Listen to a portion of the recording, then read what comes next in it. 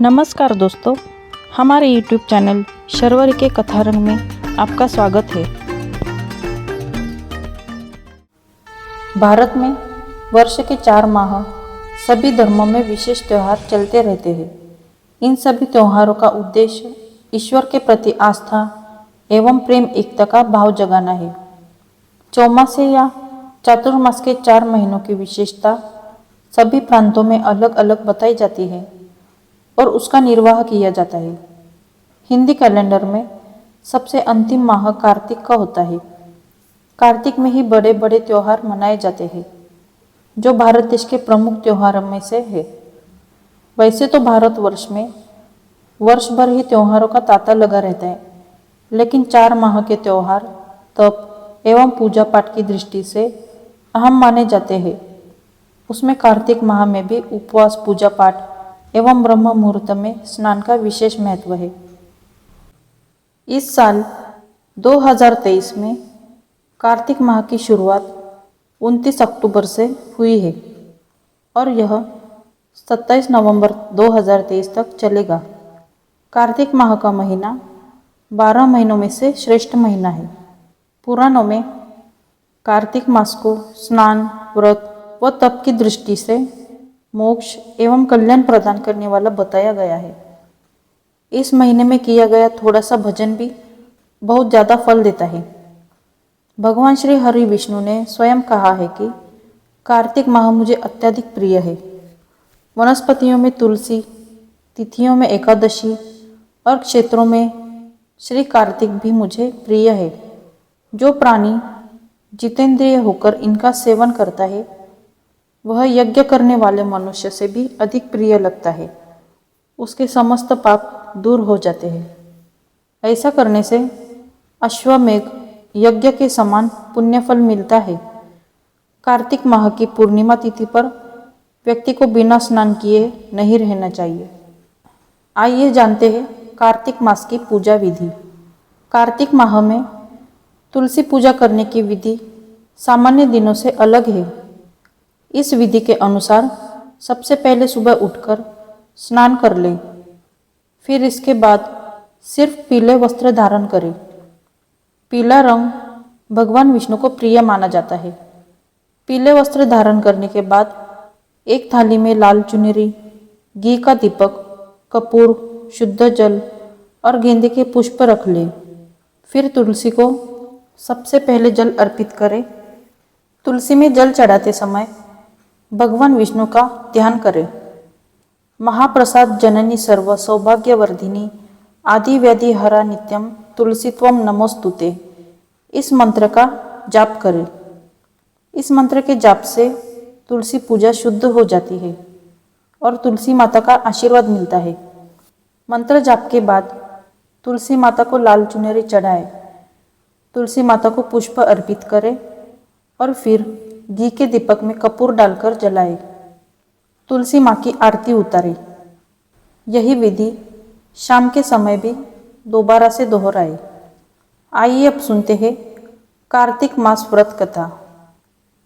किसी गांव में एक बुढ़िया रहती थी और वह कार्तिक का व्रत रखा करती थी। उसके व्रत खोलने के समय कृष्ण भगवान आते हैं और एक कटोरा खिचड़ी रखकर चले जाते हैं। बुढ़िया के पड़ोस में एक औरत रहती थी। वह हर रोज यह देखकर ईर्ष्या करती थी कि इसका कोई नहीं है, फिर भी इसे खाने के लिए खिचड़ी मिल ही जाती है। एक दिन कार्तिक महीने का स्नान करने बुढ़िया गंगा गई। पीछे से कृष्ण भगवान उसका खिचड़ी का कटोरा रख गए। पड़ोसन ने जब खिचड़ी का कटोरा रखा देखा और देखा कि बुढ़िया नहीं है, तब वह कटोरा उठाकर घर के पिछवाड़े फेंक आई। कार्तिक स्नान के बाद बुढ़िया घर आई तो उसे खिचड़ी का कटोरा नहीं मिला और वह भूखी ही रह गई। बार बार एक ही बात कहती कि कहाँ गई मेरी खिचड़ी और कहाँ गया मेरा खिचड़ी का कटोरा। दूसरी ओर पड़ोसन ने जहाँ खिचड़ी गिराई थी वहाँ एक पौधा उगा जिसमें 2 फूल खिले। एक बार राजा उस ओर से निकला तो उसकी नज़र उन दोनों फूलों पर पड़ी। उन्हें तोड़कर घर ले आया। घर आने पर उसने वह फूल रानी को दिए, जिन्हें सूंघने पर रानी गर्भवती हो गई। कुछ समय बाद रानी ने 2 पुत्रों को जन्म दिया। वह दोनों जब बड़े हो गए तब वह किसी से भी बोलते नहीं थे, लेकिन जब वह दोनों शिकार पर जा रहे थे तब रास्ते में उन्हें वही बुढ़िया मिल गई, जो अभी भी यह कहती थी कि कहाँ गई मेरी खिचड़ी और कहाँ गया मेरा कटोरा। बुढ़िया की बात सुनकर वह दोनों कहते हैं कि हम है तेरी खिचड़ी और हम है तेरा कटोरा। हर बार जब भी वह शिकार पर जाते तो बुढ़िया यही बात कहती और वह दोनों वही उत्तर देते। एक बार राजा के कानों में यह बात पड़ गई। उसे आश्चर्य हुआ कि दोनों लड़के किसी से नहीं बोलते, तब यह बुढ़िया से कैसे बात करते हैं। राजा ने बुढ़िया को राजमहल बुलवाया और कहा कि हमसे तो ये दोनों बोलते नहीं है, तुम्हारे साथ ये कैसे बोलते हैं। बुढ़िया ने कहा कि महाराज, मुझे नहीं पता कि ये कैसे मुझसे बोल लेते हैं। मैं तो कार्तिक का व्रत करती थी और भगवान कृष्ण मुझे खिचड़ी का बेला भरकर दे जाते थे। एक दिन मैं स्नान करके वापस आई तो मुझे वह खिचड़ी नहीं मिली। जब मैं कहने लगी कि कहाँ गई मेरी खिचड़ी और कहाँ गया मेरा बेला, तब इन दोनों लड़कों ने कहा कि तुम्हारी पड़ोसन ने तुम्हारी खिचड़ी फेंक दी थी तो उसके 2 फूल बन गए थे। वह फूल राजा तोड़कर ले गया और रानी ने सूंघा तो हम 2 लड़कों का जन्म हुआ। हमें भगवान ने ही तुम्हारे लिए भेजा है। आध्यात्मिक ऊर्जा एवं शारीरिक शक्ति संग्रह करने में कार्तिक मास का विशेष महत्व है। इसमें सूर्य की किरणों एवं चंद्र किरणों का पृथ्वी पर पड़ने वाला प्रभाव मनुष्य के मन मस्तिष्क को स्वस्थ रखता है। इसलिए शास्त्रों में कार्तिक स्नान और कथा श्रवण महात्म्य पर विशेष जोर दिया गया है। धार्मिक कार्यों के लिए यह मास सर्वश्रेष्ठ माना गया है। आश्विन शुक्ल पक्ष से कार्तिक शुक्ल पक्ष तक पवित्र नदियों में स्नान ध्यान करना श्रेष्ठ माना गया है। श्रद्धालु गंगा तथा यमुना में सुबह सवेरे स्नान करते हैं। जो लोग नदियों में स्नान नहीं कर पाते हैं वह सुबह अपने घर में स्नान व पूजा पाठ करते हैं। कार्तिक माह में शिव, चंडी, सूर्य तथा अन्य देवों के मंदिरों में दीप जलाने तथा प्रकाश करने का आध्यात्मिक महत्व माना गया है। इस माह में भगवान विष्णु का पुष्पों से अभिनंदन करना चाहिए। तुलसी पूजा का महत्व बताते हुए उन्होंने कहा कि तुलसी के पत्ते पंचामृत में डालने पर चरणामृत बन जाता है। तुलसी में अनंत औषधीय गुण भी विद्यमान है, इसलिए हमारे ऋषि मुनियों ने इन्हें विष्णु प्रिया कहकर पूजनीय माना।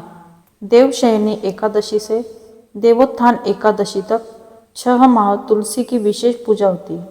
कार्तिक में तो इनका अत्यधिक महत्व बढ़ जाता है। इस मास में आप जितना दान तप व्रत रखोगे आपके ऊपर उतना ही श्री हरि विष्णु की कृपा जरूर होगी। वह परम कृपा का भागीदार होगा। कार्तिक माह की षष्ठी को कार्तिकेय व्रत का अनुष्ठान किया जाता है। स्वामी कार्तिकेय इसके देवता है। इस दिन अपनी क्षमता अनुसार दान भी करना चाहिए। यह दान किसी भी जरूरतमंद व्यक्ति को दिया जा सकता है। कार्तिक माह में पुष्कर, कुरुक्षेत्र तथा वाराणसी तीर्थस्थान स्नान तथा दान के लिए अति महत्वपूर्ण माने गए हैं। कार्तिक माह में की गई पूजा व उपवास तीर्थ यात्रा के बराबर शुभ फल जितना होता है। कार्तिक माह के महत्व के बारे में स्कंद पुराण, नारद पुराण, पद्म पुराण आदि प्राचीन ग्रंथों में देखने को मिलता है। कार्तिक माह में किए गए स्नान का फल 1,000 बार किए गए गंगा स्नान के समान 100 बार माघ स्नान के समान है। माना जाता है कि जो फल कुंभ व प्रयाग में स्नान करने पर मिलता है उतना फल कार्तिक माह में किसी भी पवित्र नदी में स्नान करने से मिलता है। इस माह में अधिक से अधिक जप करना चाहिए और भोजन दिन में एक ही समय करना चाहिए। जो व्यक्ति कार्तिक के पवित्र माह के नियमों का पालन करते हैं उनको वर्षभर के सभी पापों से मुक्ति मिल जाती है। कार्तिक मास में दीपदान का महत्व। इस दिन पवित्र नदियों में, मंदिरों में दीपदान किया जाता है। साथ ही आकाश में भी दीप छोड़े जाते हैं। यह कार्य शरद पूर्णिमा से शुरू होकर कार्तिक पूर्णिमा तक चलता है। दीपदान के पीछे का सार यह है कि इससे घर में धन आता है। कार्तिक में लक्ष्मी जी के लिए दीप जलाया जाता है और संकेत दिया जाता है कि अब जीवन में अंधकार दूर होकर प्रकाश देने की कृपा करें। कार्तिक में घर के मंदिर, वृंदावन, नदी के तट एवं शयन कक्ष में दीपक प्रज्वलित करने का बहुत अधिक महत्व होता है।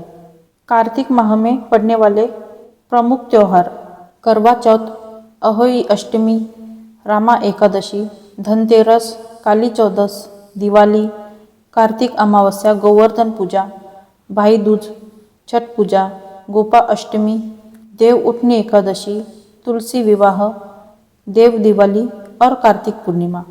कार्तिक माह में दान का भी विशेष महत्व होता है। इस पूरे माह में गरीबों एवं ब्राह्मणों को दान दिया जाता है। इन दिनों में तुलसी दान, अन्नदान, गाय दान एवं आंवले के पौधे के दान का महत्व सर्वाधिक बताया जाता है। कार्तिक में पशुओं को भी हरा चारा खिलाने का महत्व होता है। दोस्तों, ये जानकारी आपको पसंद आई हो तो इस वीडियो को लाइक, शेयर और चैनल को सब्सक्राइब कीजिए। मिलते हैं अगली वीडियो में। धन्यवाद।